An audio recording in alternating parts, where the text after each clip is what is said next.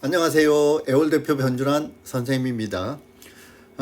2023학년도 경희대학교 논술 특징에 대해서 한번 분석해 보는 시간을 갖도록 하겠습니다.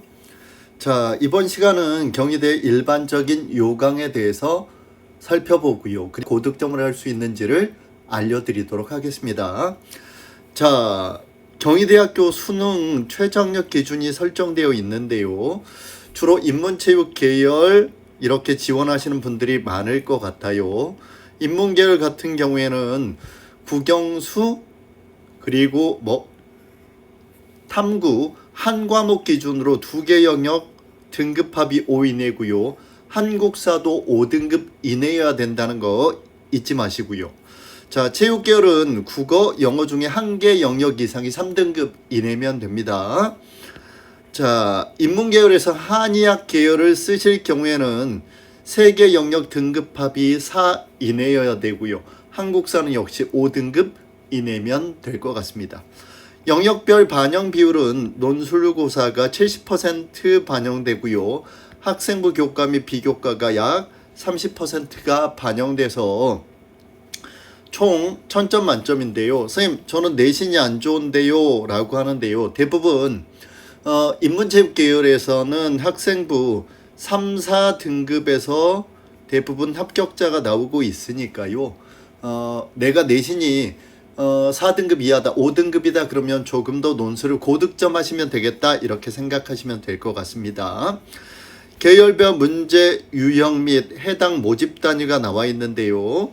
기본적으로 여러분들 서울 캠퍼스와 국제 캠퍼스로 나눠져 있다는 거 이해하시면 될 것 같고요. 지리학과에서는 여러분들 인문과 자연으로 나눠져 있고, 간호학과 한의학과도 역시 인문 자연으로 나누어서 선발하고 있으며, 건축학과 5년제에서도 인문 계열에서 선발을 하고 있다는 점 잊지 마시기 바랍니다.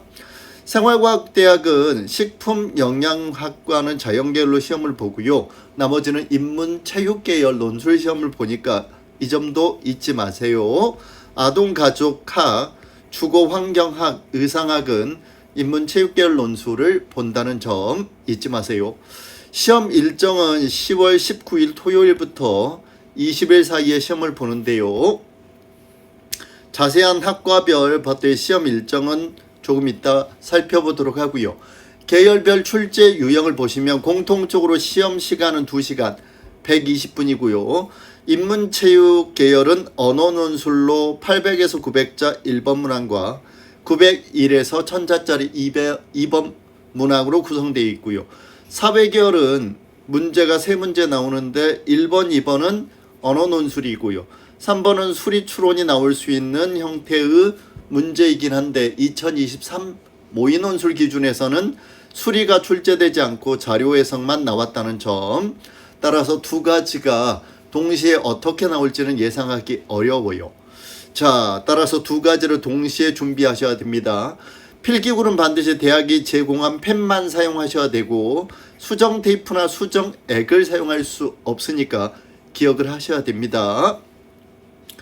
답안의 마지막 한 행이라도 쓰시면 이걸 한 행으로 간주하니까 잊어버리지 마시고요.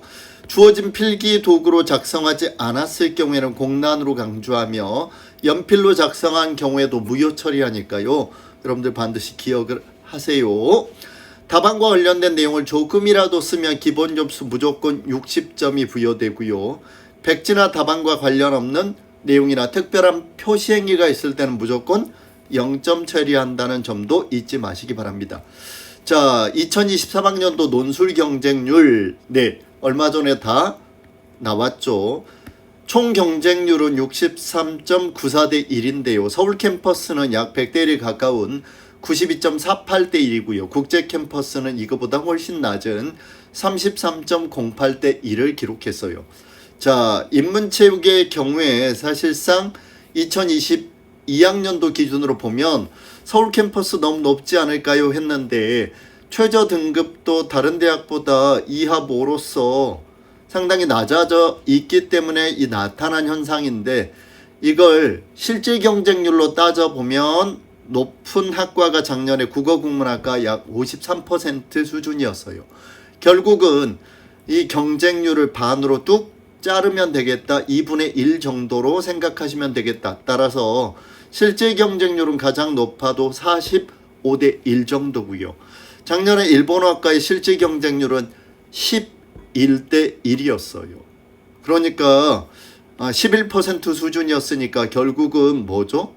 네, 최저를 통과한 학생이 그렇게 많지 않았다는 거고요. 합격자 내신이 주로 3, 4등급 수준이니까 너무 좌절하지 마시고 여러분들 논술을 잘 보면 될 것 같습니다. 논술 상세 일정은 경희대 수심 모집 요강 62페이지에 보시면 잘 나와 있습니다. 토요일 날은 서울 캠퍼스의 인문체육계열과 국제 캠퍼스의 역시 인문체육계열, 그리고 공학, 체대, 자연계열, 의학학 이렇게 시간대를 나누어서 다 보고 있고요. 따라서 오전 9시부터 11시까지 진행되고요. 20일 날은 주로 사회계열 시험을 보고 있네요. 사회계열. 따라서 인문계열은 19일, 사회계열은 20일 이렇게 생각하시면 될 것 같습니다. 자, 경희대 모의논술 2023학년도 모의논술이 이미 탑재되어 있는데요. 이걸 분석해 보면 기본적으로 논술고사 시간은 120분 2시간이고요. 문항은 인문체육계열은 2문항이에요. 기준제시 평가형과 분류 요약 비판형으로 801에서 900자, 901에서 1000자짜리 문제고요. 자, 이런 유형의 문제인데 다른 대학에 비해서 글자 수가 상당히 긴 편이죠. 따라서 논술을 꾸준히 써보고 긴 글에 대한 연습이 없으면 분량을 채우기가 어려울 수도 있다는 점 잊어버리지 마시고요.